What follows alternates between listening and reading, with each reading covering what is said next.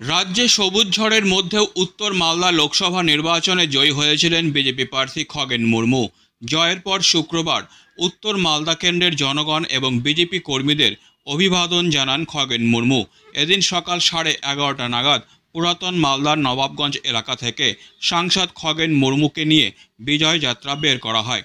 এদিন সাংসদ ছাড়াও উপস্থিত ছিলেন উত্তর মালদা জেলা সাংগঠনিক সভাপতি উজ্জ্বল দত্ত, হাবিবপুর বিধানসভা কেন্দ্রের বিধায়ক জুয়েল মুর্মু সহ আরও অনেকে। এদিন তৃতীয়বারের নবনির্বাচিত সাংসদ খগেন মুর্মুকে ফুলের তোড়া দিয়ে শুভকামনা জানানো হয় পুরাতন মালদা বিজেপির পক্ষ থেকে। এরপর আবির খেলায় মেতে ওঠেন বিজেপি কর্মী সমর্থকরা। এদিন প্রথমে সাংসদ নবাবগঞ্জ এলাকার কৃষ্ণ মন্দির ও কালী মন্দিরে গিয়ে প্রণাম করেন। পরবর্তীতে একটি বাইক র্যালিও বার করা হয়। এই বাইক র্যালিটি মালদা বিধানসভা কেন্দ্রের শহর এলাকা পরিক্রমা করে শেষ হয় হাবিবপুর বিধানসভা এলাকার বেশ কিছু এলাকা পরিক্রমার মধ্য দিয়ে।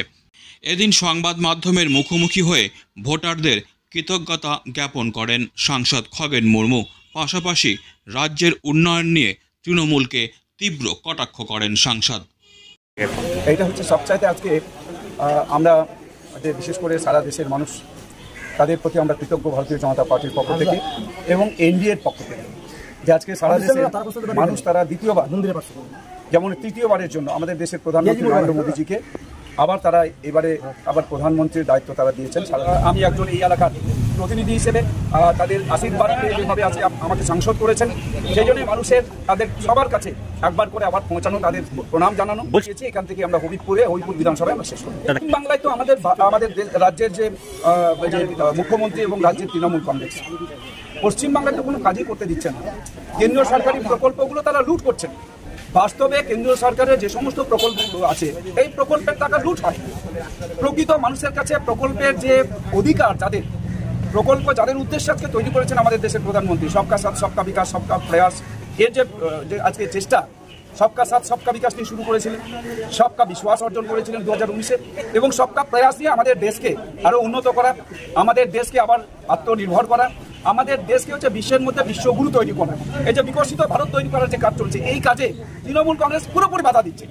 পশ্চিমবাংলায় এখানে যে নদী ভাঙন, গঙ্গা ভাঙন, ফুলা নদী ভাঙন এবং সমস্ত নদীগুলো ভাঙছে, এই ভাঙন রোধ করার জন্য রাজ্য সরকারের কোনো পদক্ষেপ থাকছে না। তারা কেন্দ্র সরকারের সহযোগিতাও চাইছে না। ওরা চাইতে পারেন, ওরা লিখে জানাতে পারেন, আমাদের এইখানে এই সমস্যা হচ্ছে যে আমাদের কেন্দ্র সরকারের আমাদের আর্থিক সাহায্য দরকার।